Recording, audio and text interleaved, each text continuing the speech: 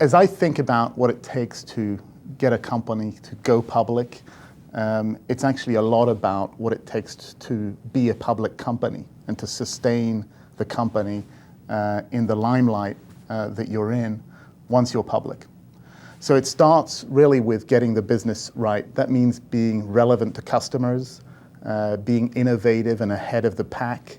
And that was really the focus in the early years for me at Rosetta Stone. We really worked hard at innovation and getting the product to be significantly improved.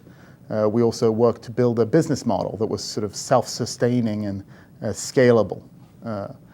And it was really on that basis that we could even entertain the rest of the steps that it takes to go public.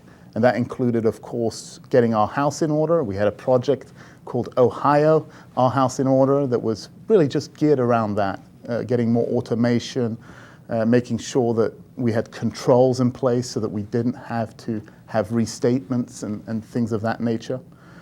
And then finally, there's the sort of last leg of going public, which is a lot about getting the right team around you. And that's where I think experienced hands that have done this before are so valuable. So we obviously worked with the whole board, but especially I would say with ABS that has extensive experience of taking companies public. And the way we organized was to sort of pick the law firm, pick the investment banks.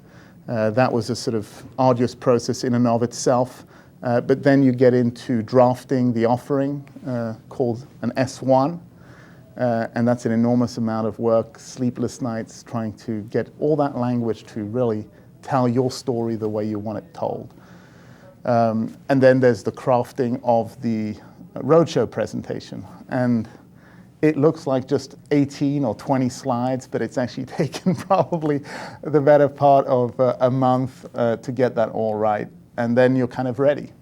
You're ready because the company's filed with the SEC and it's been approved to go public.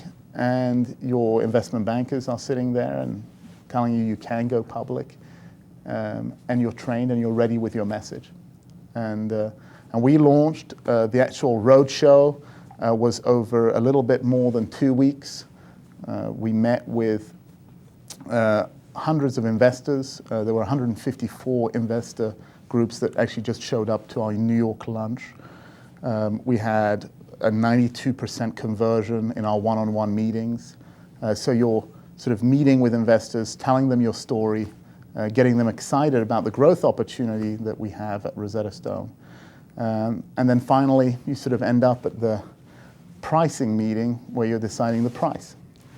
And as a CEO, and certainly my CFO would say the same thing, you're kind of exhausted. You've had so many meetings, you don't know that much, and you've been so focused on just the task of representing the company.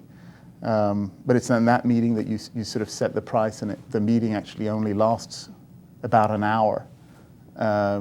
And your investment bankers have obviously been briefing you and briefing your investors over the 2 weeks leading up to that meeting. But it's still a surprisingly short meeting given how much money's at stake.